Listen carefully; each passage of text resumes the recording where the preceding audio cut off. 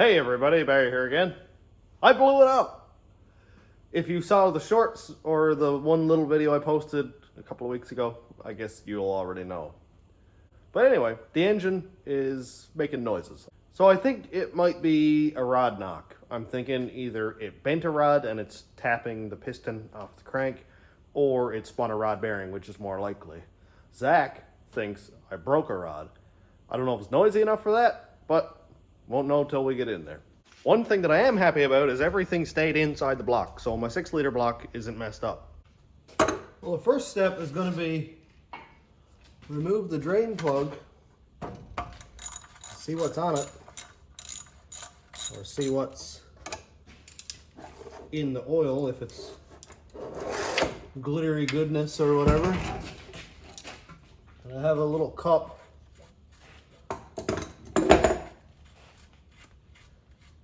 Got a little cup right here so I can see what it looks like. That O-ring always sticks onto the block.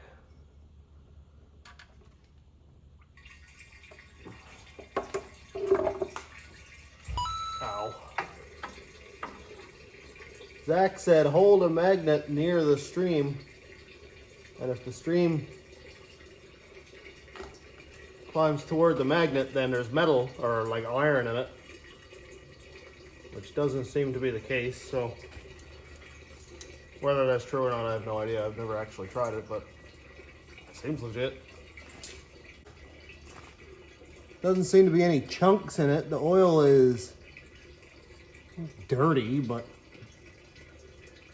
I don't see anything that would make me think there's pieces. Although I don't know if there's bearing in it. It's hard to tell. It looks glittery over here though. Look at that. That looks really glittery, but then who knows, because the rest of the pan is not clean. Nothing coming out of the oil. I'm gonna let that drain off. And I'll start getting ready to pull the pan off. Pan is down. Look at this.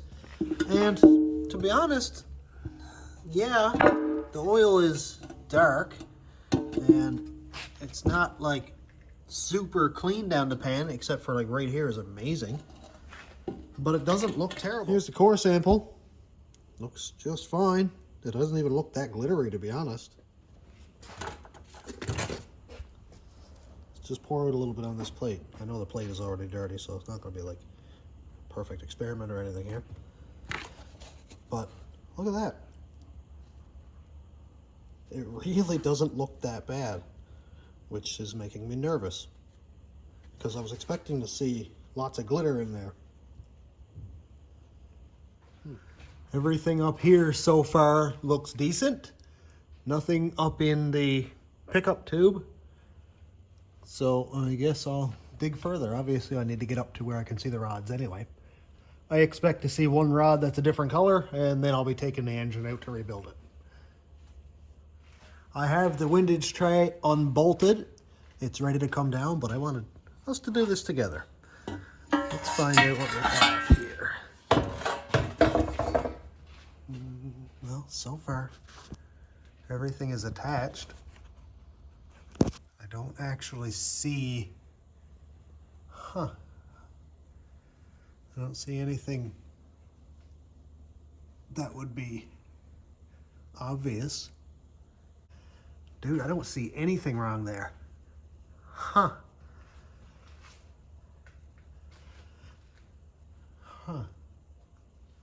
just gonna put a socket on the front of the crank, rotate it, and see if there's anything obvious.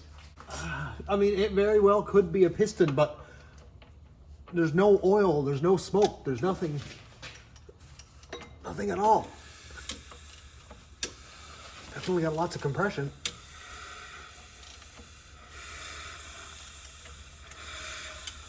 Engine doesn't seem tight. What was that noise?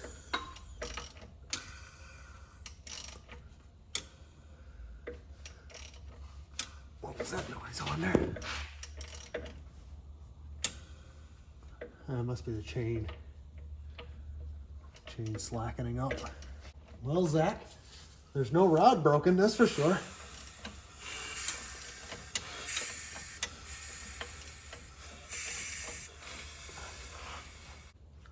I've looked a couple times now and I don't see anything, so I'm gonna go and pull the rod caps, and if I find anything, we'll check back. Like even this rod, absolutely fine, this bearing, sorry. Nothing wrong with it whatsoever.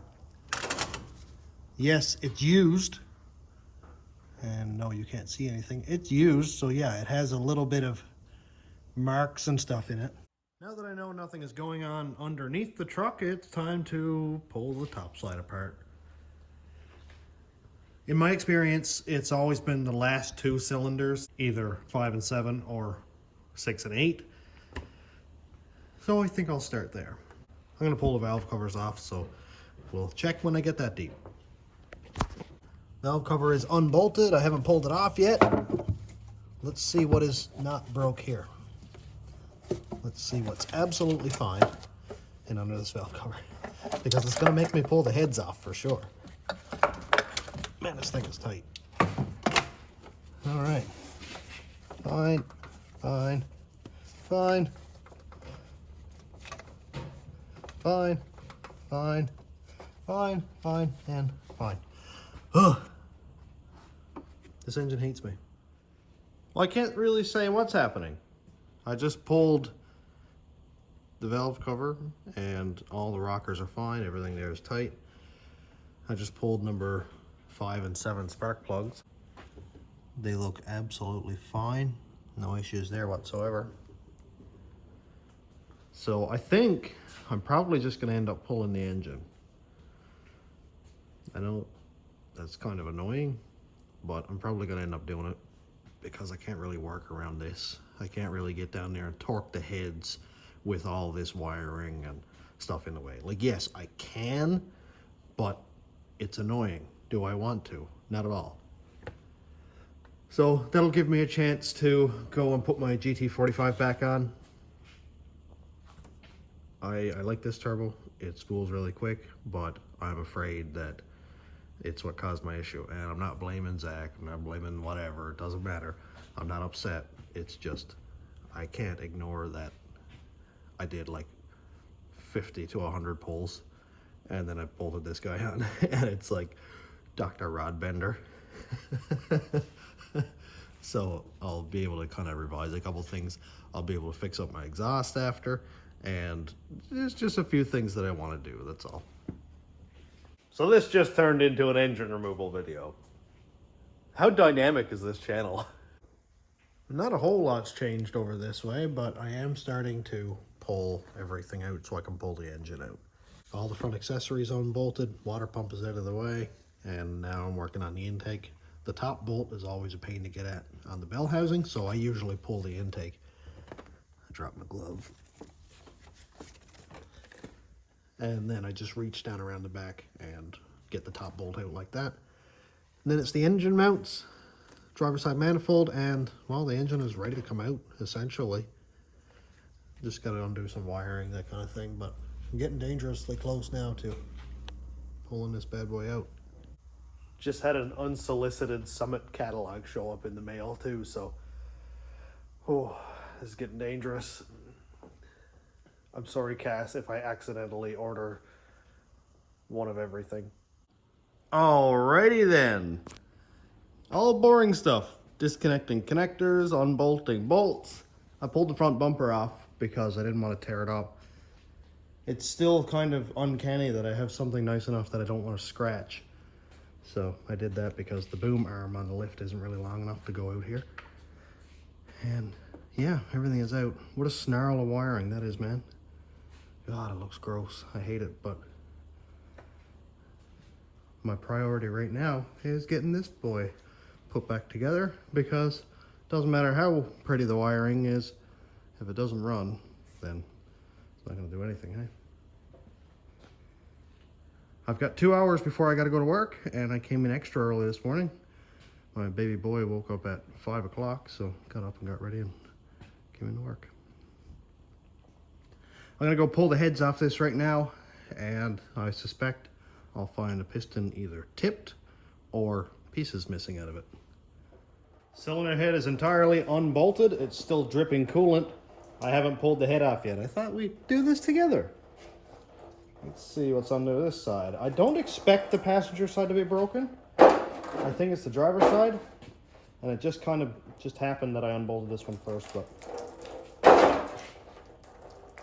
trying not to get a lot of coolant on the floor, but it's gonna happen anyway. Okay, all of those cylinders on first inspection look fine. The head looks fine so far. All right, no signs of detonation. Piston looks just fine. After I get the other head off, then I'll rotate it and make sure each piston is up to the top of the deck and make sure they're square. But we'll check out the other side now. What are we gonna find? Nothing good.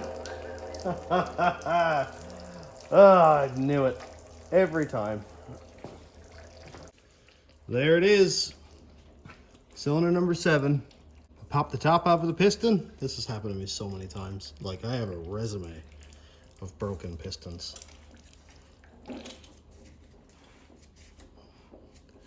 There's a little bit of something right there. Can you see that shiny bit? I wonder what that is. So I don't know if the rod bent there. We'll pull this gasket off and check the squareness with the deck.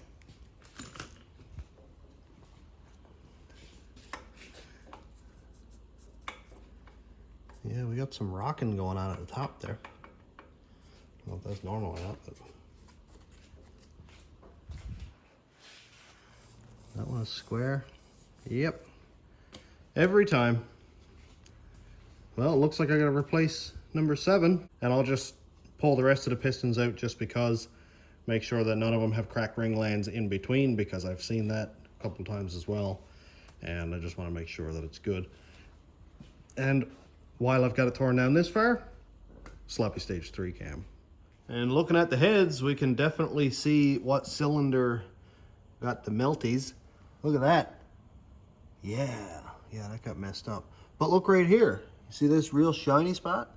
That was where a little piece of aluminum from this piston went over into this cylinder, I guess through the intake ports, and went right into this cylinder and got bap into the cylinder head, and it was flattened out pretty good. I lost a piece, but anyway, that's what happened. I don't remember if this damage here was already there or not, but I'm pretty sure I remember talking about this before, and it doesn't seem to have made any difference. But other than that, the cylinders look fine. There might be a little bit of aluminum that banged around in here, but one thing that really worries me is look how different each cylinder looks. This one looks really rich. This one looks like it's kind of wet, I guess. This one might be a little bit leaner. This one's dark, light, a little darker, a little bit lighter. Like, I got injector balancing issues, I think, and it doesn't surprise me whatsoever because I'm using decaps that I've been running for years at this point. So that's something that I need to address. Now I have another set of decaps that I'm just gonna go and probably just throw in it, because a set of injectors here in Canada, if I had to buy them from the US, you're talking a lot of more money. I don't even want to talk about it. And from here in Canada, Canadian Performance Injection, buddy Zach's buddy, it's a really good price. It's still going to cost me like $800, and I just can't afford that right now. So I will be getting injectors at some point, but right now, decaps will get me moving. Maybe I'll try to lay off the timing a little bit until I get some injectors. But as of right now, the first thing I'm going to do this morning is take these pistons out and gap the rings further, because if I pop the piston at 30 thousandths, well, I'm going to pop them at 30 thousandths again, so I'm going 40. Why not wreck the compression altogether? The boost will make up for that, hey. One thing I'm interested in seeing is where the ring gap is in relation to this crack, because right now, if I look down there, I can't see the gap. Usually it's right dead center, but in this case, no, it isn't. So what? Obviously heat did it. Obviously ring gap killed it, but I just can't see it. So when I pull the piston out, we'll take a look and see where that gap is. So we'll do that now. Piston is out. I actually haven't looked at it yet. The gap. I actually took out the wrong piston. Stand by. Okay, the correct piston is out. And the gap is, wow, totally opposite. Look at that. Huh. I guess the ring's butt and, I didn't think they could lift on the opposite side, but weird. Do the rings rotate in the cylinder while it's running? I don't really think there'd be any reason for them to rotate, but I don't know. What do you guys think? Now I'm literally only changing this cam for the chop. But if you're the type of person who has to justify things in order to make a decision, then tell yourself that I'm doing this because the engine, I broke a piston because it made too much torque at a specific RPM, made a bunch of heat, and broke the piston. So theoretically, I should make less torque at a lower RPM. And this sloppy stage 3 cam is going to do just that. It doesn't make a whole gob of torque down low, but it will still make power, and it'll make power up high, which is absolutely fine. It's probably not necessary, but I do shift it at like 65, 6600. So, I mean, whatever. Justify it however you want. I'm doing it for the chop. And if that's good enough for you, that's good enough for me. If it's not, I don't know what to tell you. I'm doing it anyway. Am I looking at the cam bearings? Absolutely not. But I know they're perfect because I put in 3 new cam bearings when I built this engine. Why 3 and not 5? Well, because I only had 3 new ones. What else you gonna do? A little bit of Lucas heavy duty oil. I don't have engine assembly lube. And really, assembly lube is only meant to be thick so that it doesn't run off while you're rebuilding your engine over sort of a long term. From what I've seen anyway. Yes, I know a lot of them have zinc and stuff in them, but essentially here I just want the oil to stay on the bearings until I start the engine so it doesn't start dry. Because everybody knows dry starts are no good.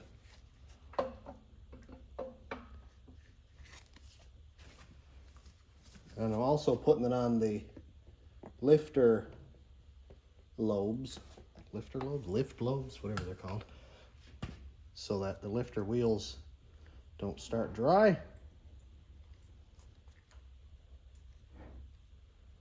This oil is super thick. This engine doesn't have VVT, it doesn't have any of that garbage. So the oil is just gonna mix with the 530 or the 1030 or whatever I decide to put in it. And it'll work just fine. Here we go. Look at that. Mint. I'm gonna go put this bit back together and we'll check in on the pistons in just a moment. Everything here is put back together. I snuck a little teensy weensy washer in here to stack on top of the other washers I put in there because the truck makes like 50 pounds oil pressure, but hey, who wouldn't like 60? Just looking at my pistons, and we can see here I have dished pistons. And in the bucket, I have dished pistons with valve reliefs. Oh no. Hopefully all 8 of those are good. I gotta pull them out and see or I might be dead in my tracks. Well, it looks like we're in good shape. Yes, they're disgusting. Yes, they're very, very dirty. But they're all in one piece. So my next step before I do anything else is going to be to gap these rings. I don't know what these are. These are probably factory, but they're a bit scuffy, but that's it. This is backyard things. This is junkyard LS stuff here. Look at those bearings, man. Jeez, they're not bad at all. Like a little bit, and they've got some old oil stains on them. You can see that clear as day, but I think I'll just use all of that. I'm not gonna mess with the rods or anything, just gonna pop these rings off, gap them to 40 thousandths, back in again. You're gonna love the way I gap piston rings. Anytime I post a video on gapping piston rings, people are like, what are you doing? And I'm just here like, ah. Rings are gapped, went to 40,000. Gonna put together the heads now. I was gonna go ahead and throw the pistons in it, but Zach has a package on the way to me. He's got the ring compressor to put the pistons down in the cylinders. I have the old style band one, but he's got like the cool fancy cup one that'll work fine. If it doesn't show up tomorrow, whatever, I'll throw pistons in. Quick overview on how to use this guy if you haven't before. Here's part number, TrickFlow TFS 90306, LS1 valve spring compressor. LS1 covers every engine from 99 to like 13, as long as it's the LS engines or LM7, LR4, LQ engines, whatever, they're all the same. And basically it has two parts. This one here gets bolted down to the head, and then we've got this piece which goes down on top of both springs. Just gonna put a little dab of oil right here. Make that easier to work. Little dab of oil on these threads, because this does take a lot of punishment. And then the washer there.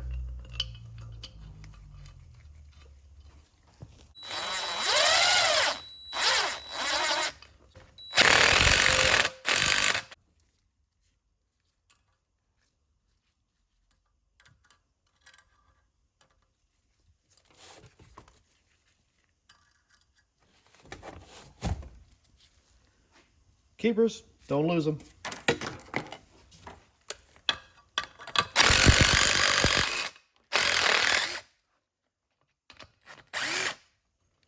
There we go. Springs are out. And just do the reverse for installing them. Man. Well, I know I'm skipping a lot of stuff here, but I don't want to have 6 videos of me putting the engine together and putting it in a truck. So why not, you know, fast forward a little bit. Everything over here, I think we saw all this cam and everything is in. Pistons are all put together. Well, I mean, they were put together essentially, but I just cleaned them up. And I cleaned the tops of them with brake cleaner, and Seafoam will take care of the rest. The heads are over here, cleaned and assembled inside with the Pac 1219 springs, so everything now matches the Sloppy Stage 3 cam. That's great.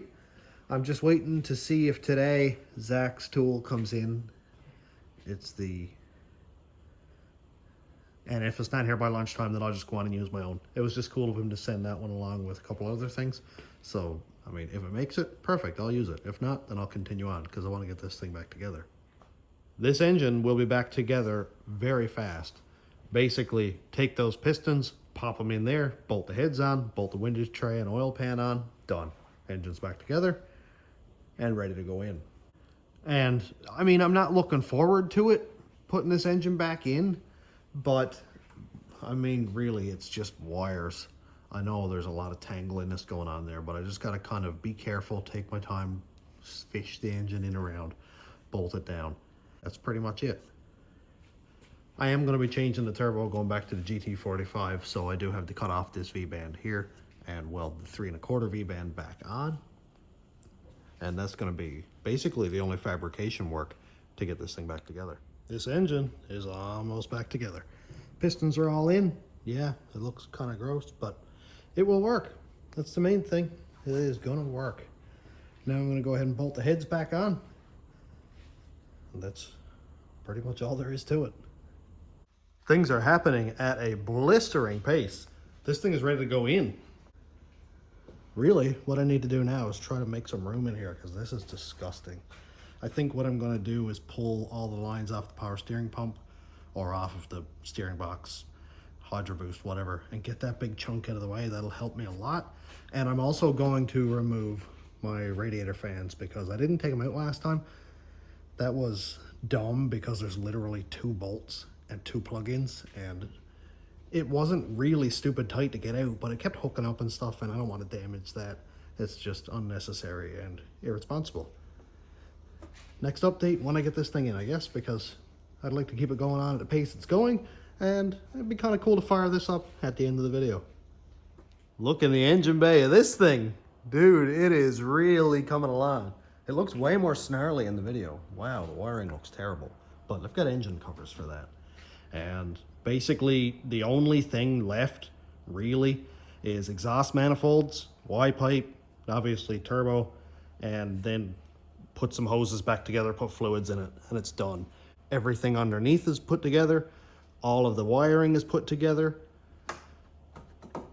Exciting things. Getting much, much, much closer. Look at that, dude. Both sides of the manifolds are bolted on. Just got to do the Y-pipe after when I get up and under again. Throw spark plugs in it. Turbo. Oil lines. Is that it? I think that's it. Wow. I just got to bolt the alternator on. That's not a big deal. Beautiful. I have one step left before I can fire this thing up. I've got all the oil in it. Transmission fluid is in. I don't have coolant in yet, but whatever, I'll do that after. I just want to make sure it actually fires. Got the battery hooked up. Let's try it out. Only one way to find out if this thing is going to fire is turn the key. I'm absolutely terrified. Just going to prime it a couple times.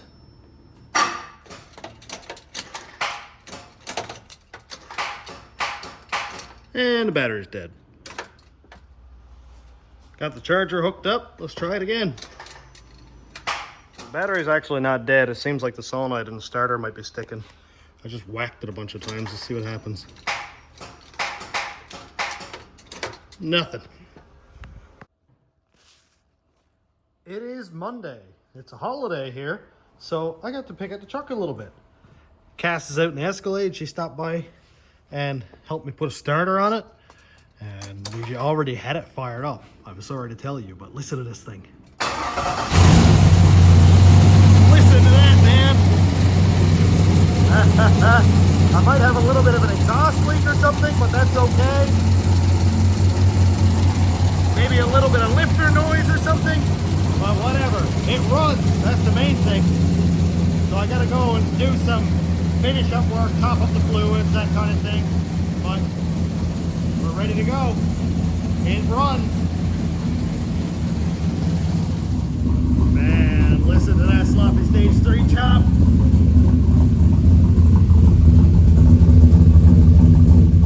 That has some rumble to it. Holy.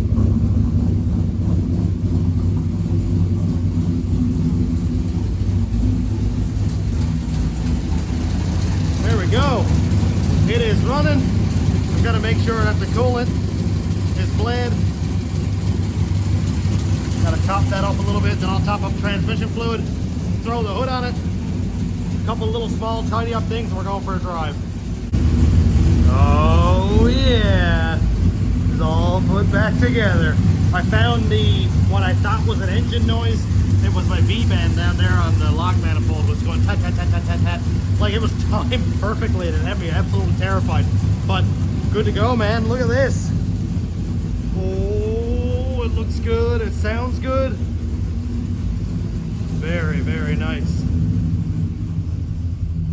Oil pressure right up above 275, and that's at idle, so that's great. It's got like 40, 50 pounds of oil pressure at idle. Now, of course, it is super rich because I have a sloppy stage 3 cam in this with a sloppy stage 2 cam tune, so I need to tune it. But as of right now, it runs, and I'm super stoked. There we go. Look at this! I'm driving it home! Woo! Look at that! Awesome! This thing is running awesome. It's running really well. So between 275 and 550, there's another stroke for oil pressure. And that's what it's running at like 1500 RPM. So it has amazing oil pressure. Not a sound coming out of this thing. Dude, look at it. Awesome. Now, the tune is not optimized. The tune is not optimized at all. And my laptop is dead, obviously, because I'm an idiot. So I'm going to plug in a laptop for a couple hours, and then this evening I'll take it out for a drive and get the tune dialed in. Right now it idles just fine, but if I wrap the throttle and then let off, it dies, which is just fine. It needs more basic running airflow because it has a lot more duration and more lift, so it's going to want more air, less fuel. So right now it's really rich. Like you can see right here, just cruising, I'm at 12.5. And that is funny because with the sloppy stage 2 cam, I was like around 14.5, 14.6, 15. So it's funny to see how little fuel that this cam wants. That's really neat. But dude, this thing is running and driving. I didn't have to touch the tune to drive it home. That's absolutely amazing. And this has been a long video. I don't have it edited yet, obviously, because I'm here driving it home. But I already expect that it's going to be pretty long. So for those of you who stuck it out to the end, to right now, I appreciate you. You're absolutely amazing. And by the time this video comes out, I should be nearing or just past 20,000 subscribers, which is just... I never thought for a minute that I would get to like 5,000, and it just kind of exceeded that. So I don't know, it's just absolutely nuts to see where this could go. I'm just a one-man show.